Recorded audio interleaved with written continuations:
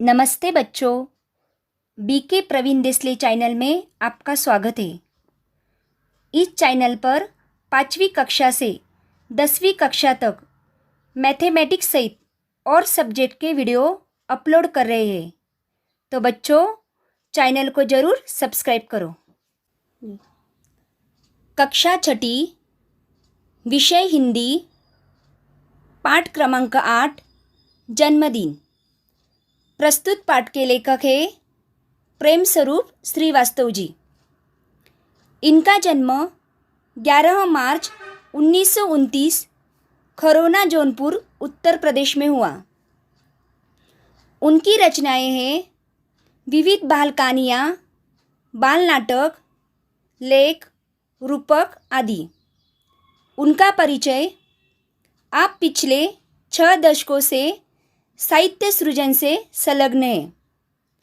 प्रस्तुत कहानी में पानी के महत्व को बताकर उसकी बचत की ओर ध्यान आकर्षित किया है। मैं कौन हूँ? सूचना, निर्देश, आदेश, अनुरोध, विनती के वाक्य विराम चिन्ह सहित पढ़ो और समझो। 1. बगीचे के फल फूल तोड़ना मना है। यह कौन सा वाक्य है? सूचना वाक्य। 2. जैसे फल सब्जी लेकर घर आओ। यह कौन सा वाक्य है? निर्देश वाक्य। 3. चंदा मामा बाल पत्रिका पढ़ो। यह कौन सा वाक्य है? आदेश वाक्य। 4. अपनी कृपा दृष्टि बनाए रखे। यह कौन सा वाक्य है? अनुरोध वाक्य। 5. बच्चों ने कहा, कृपया हमें अंतरिक्ष के बारे में बताएं। यह कौन सा वाक्य है? विनती वाक्य।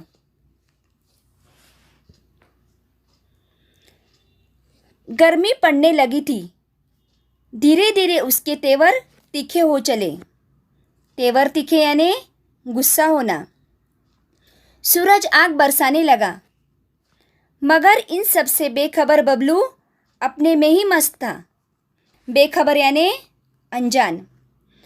उसे बाथरूम में घुसे आधा घंटा हो चुका था। शावर के नीचे उसकी धमा चौकड़ी मची हुई थी। धमा चौकड़ी यानी धूम मचाना। कभी तो वह शावर के साथ नल की टोटी भी खोल देता। अंत में माँ को ही चिल्लाना पड़ा, बबलू क्यों इस तरह पानी बर्बाद कर रहे हो?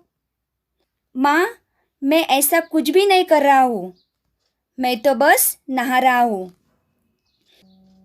इस गर्मी में मेरा मन तो करता है कि घंटों नहाता रहूँ, बबलू बोला। बच्चों, बबलू एक शरारती लड़का था जो अपने आप में ही मस्त रहता था। अक्सर नल खुला छोड़ देता था। बबलू की इस आदत से उसके माता पिता दोनों परेशान थे। वह मंजन करते समय देर तक पानी बहाता रहता। बच्चों, यह चित्र देखो। बबलू शावर के नीचे धूम मचाता। कभी वह पढ़ते पढ़ते सो जाता। बल्ब कभी भी बंद नहीं करता था। मंजन करते समय देर तक पानी बहाता रहता। स्कूल में भी उसे अपनी इस आदत के कारण डांट खानी पड़ती। वह वहाँ के नल की टोटी भी अक्सर खुली छोड़ देता। बच्चों, यह प्रश्न परीक्षा में पूछा जा सकता है। बबलू की आदत से कौन परेशान था? बबलू की आदत से माता पिता और स्कूल के शिक्षक परेशान थे। एक पानी की ही बात नहीं थी, बिजली के साथ भी यही होता। वह कमरे में न हो तब भी पंखा खुला रहता, तो कभी कूलर बंद करना भूल जाता। कभी वह पढ़ते पढ़ते सो जाता, तब भी बल्ब जलता रहता। माँ को ही बुझाना पड़ता। पानी हो या बिजली यानी कि ऊर्जा, दोनों का भंडार सीमित है। भंडार यानी खजाना। दुनिया के सभी लोग ऐसा करने लगे तो क्या होगा? नहाना वहाना तो दूर, लोग एक घूंट पानी के लिए तरसेंगे।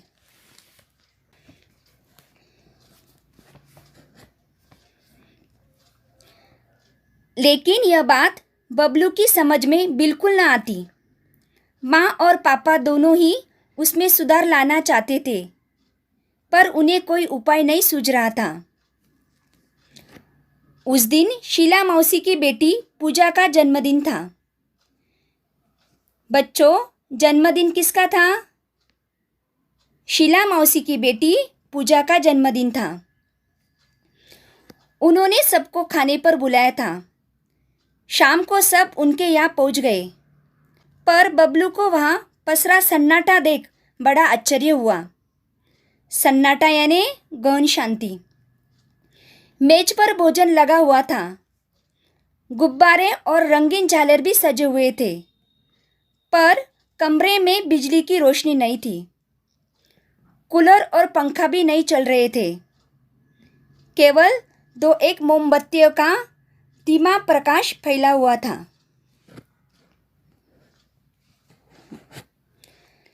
इस चित्र में शीला मौसी की बेटी पूजा का जन्मदिन था। सब बच्चे बर्थडे का आनंद ले रहे हैं।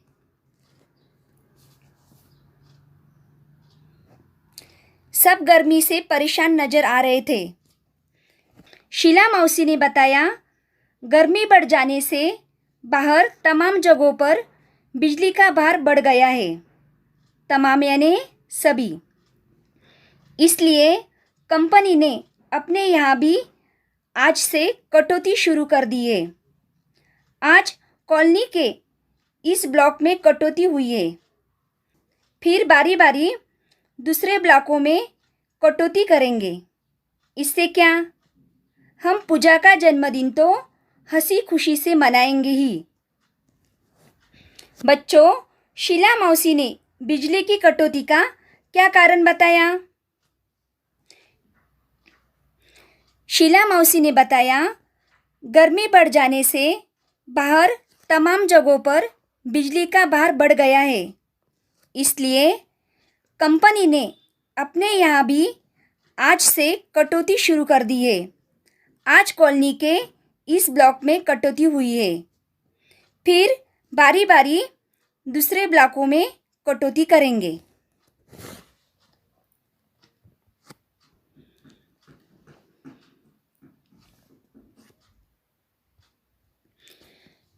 फिर पूजा की माँ ने आरती उतारी और मिठाइयाँ बांटी। हैप्पी बर्थडे के बोल सभी के मुंह से निकल पड़े। धमा चौकड़ी के बीच बच्चों ने गुब्बारे फोड़े। सभी गुब्बारे और टॉफियों पर टूट पड़े। कुछ देर के लिए सब गर्मी की परेशानी भी भूल गए। कुछ देर बाद शीला मौसी बोली, अच्छा बच्चों, अब धमा चौकड़ी बंद करो, यानी धूम मचाना अब बंद करो। सबका खाना लग गया है, आओ जल्दी करो। सब खाने की मेज पर पहुंच गए। इस बीच बबलू को बहुत जोरों से प्यास लग गई, मगर शायद पानी न होने से सभी के गिलास आधे ही भरे हुए थे।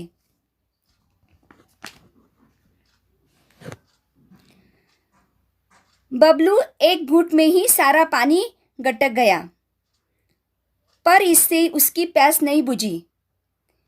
फिर भी वह खाने में जुट गया। 2-4 कौर भीतर जाते ही उसकी प्यास और भड़क उठी। वह प्यास से बेचैन हो उठा।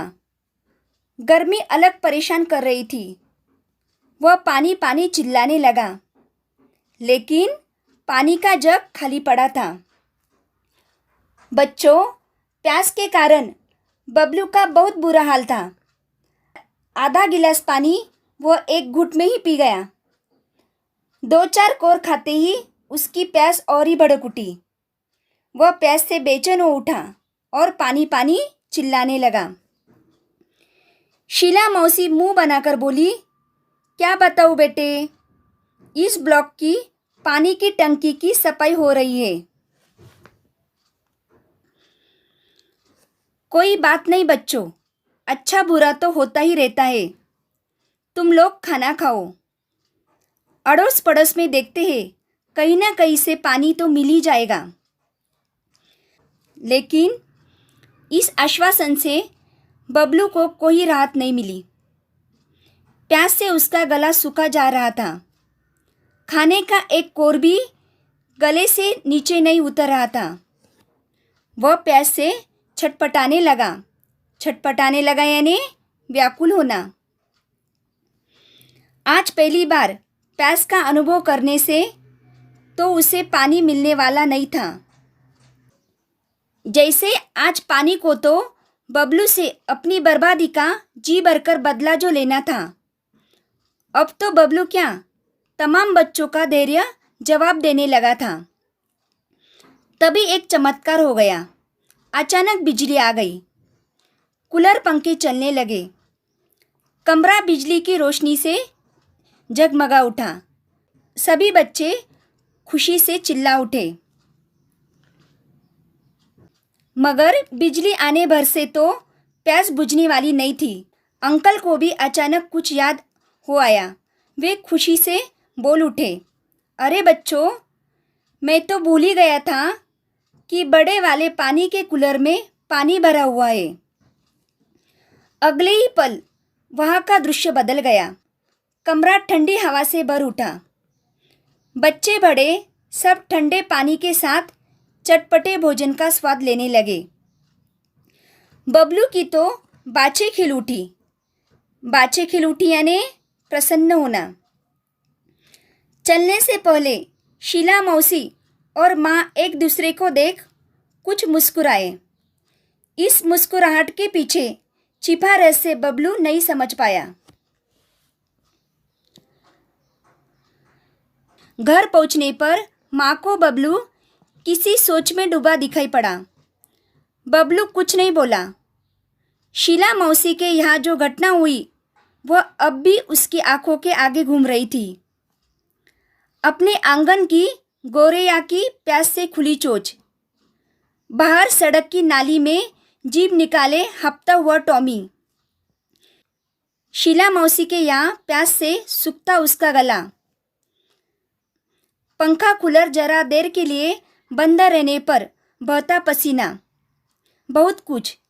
नहीं, अब वह ऐसा कुछ भी नहीं करेगा। फिर बबलू अपनी माँ से कहता है, माँ, कल से मुझे आंगन में किसी बर्तन में पानी भरकर रखना है। माँ हंसकर बोली, तेरे कारण पानी बर्बाद होने से बचे तब न रखे। माँ, अब पानी की एक बूंद भी बर्बाद नहीं होगी। बबलू आत्मविश्वास से भरकर बोला। मगर बबलू कभी यह नहीं जान पाया कि शीला मौसी के यहाँ जन्मदिन की पार्टी में जो कुछ हुआ वह एक नाटक मात्र था। उसे सबक सिखाने के लिए माँ ने चलने से पहले शीला मौसी को फ़ोन पर बबलू की इस आदत के बारे में बता दिया था। शीला मौसी ने भी कुछ करने का भरोसा दिया था। उन्होंने यही नाटक किया जो कि पूरी तरह कामयाब रहा। अब तो बबलू खुद भी अपने दोस्तों को समझाता है कि पानी और बिजली अनमोल है, इन्हें भविष्य के लिए बचाकर रखो। बच्चों, इस पाठ से हमें यह जानकारी मिली कि बबलू एक शरारती लड़का था। अक्सर नल खुला छोड़ देता, पानी बहाता रहता। वह कूलर, पंखा, बल्ब कभी भी बंद नहीं करता था। माता पिता, स्कूल के शिक्षक सभी उसे समझाते रहते, परंतु उस पर कोई असर नहीं होता था। अंत में माँ को मौसी के साथ मिलकर एक नाटक करना पड़ा, जिससे बबलू को समझ में आया कि पानी बिजली कितने अनमोल है। पानी और बिजली हमारे जीवन के लिए बहुत उपयोगी है। पानी बिजली दोनों का भंडार सीमित है। हमें इसका उपयोग सोच समझकर करना चाहिए।